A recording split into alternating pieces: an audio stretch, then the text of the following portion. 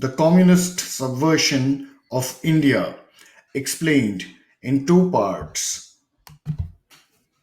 Part 2: How Breaking India Forces Encircled the Government of India. As we saw in the previous episode, in the 2004 general elections, the Communists got 60 seats in the Indian Parliament. This was an unexpected gold mine. With just 147 Lok Sabha seats, the Congress was desperate for support. So, the Communists gave outside support to the Congress in a strategic manner. In return, they got the following benefits: 1. Power without participation, agenda without accountability, blackmail without consequences. Over nearly 80 years, the Communists had prepared the ground. This was a great opportunity to execute. In 2004, the Congress party boss Sonia Gandhi set up the National Advisory Council. Almost all members of the NAC were committed to the far left ideology, and some had direct links to Maoist terrorists.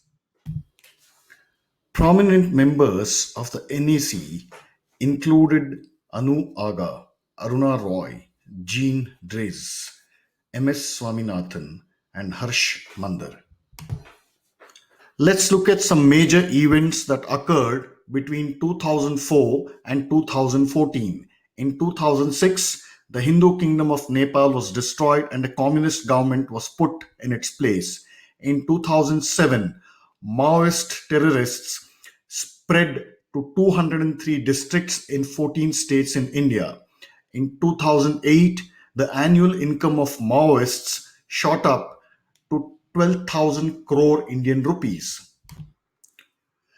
Now let's look at some of the major communist legislations passed between 2004 and 2014. 2005, the Mahatma Gandhi National Rural Employment Guarantee Act. 2009, the Right to Education Act. 2010, the National Green Tribunal Act.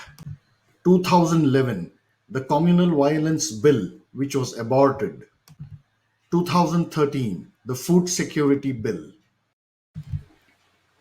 From 2004 to 2014, more than 7 lakh foreign funded NGOs were operating in India.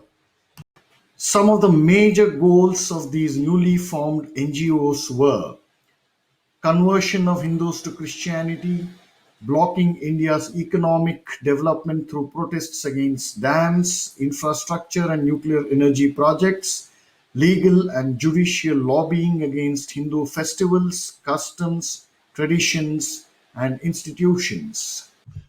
Public interest litigations were filed to target major Hindu festivals such as Holi, Jallikattu and Kambala,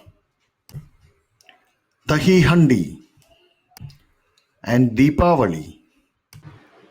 The topmost layers of the government and democratic institutions were now in the grip of the Breaking India forces. Breaking India forces had successfully taken over the Congress party. This takeover would pay rich dividends during the next 5 years. In May 2014, the Bharatiya Janata Party, led by Narendra Modi, secured 282 seats in the Lok Sabha, and Narendra Modi became the 14th Prime Minister of India with an absolute majority after 30 years. With only 44 Lok Sabha seats, the Congress and its Breaking India friends realized that they could not defeat Narendra Modi politically. From day one, Congress backed Breaking India forces began sabotaging Prime Minister Modi's functioning using a variety of dangerous tactics. Between 2014 and 2019, Congress backed Breaking India forces have constantly tried to create hurdles for Prime Minister Modi by blocking important legislations in Parliament, by abusing the Prime Minister and India on foreign soil, by murdering BJP and RSS workers, by using the bureaucracy to stall India's economic progress, and by using the judiciary for pro Congress and anti Hindu activism. During the same period, a series of fake narratives was promoted by Congress backed Breaking India forces. It was said that under Narendra Modi, India had become intolerant. Left liberal writers and artists returned awards that they had received under previous Congress governments. Rapes of Muslim women were falsely blamed on Hindus. A random vandalism of a church was falsely blamed on Hindus. False and non existent cases of lynching of Muslims were reported.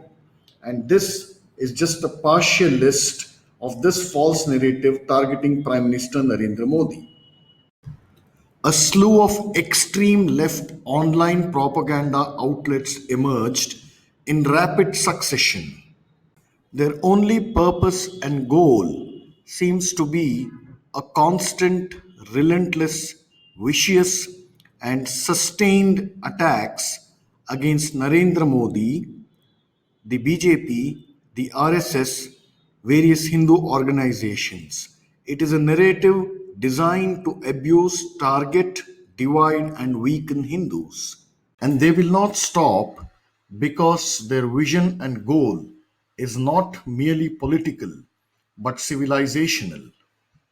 Their power comes from their solid decades long control over the bureaucracy and a bunch of ideologically committed judges at various levels. And they have used this frightening power to block, bypass, delay, and obstruct the executive. These are unelected forces who are accountable to nobody, busy destroying the destinies of more than 1.3 billion people. Narendra Modi's re-election in 2019 will mean little if these Breaking India forces are underestimated. Thanks for watching this video. For more episodes like this, subscribe to our YouTube channel, like and share our videos. To help keep the Dharma Dispatch videos free, please consider making a donation today.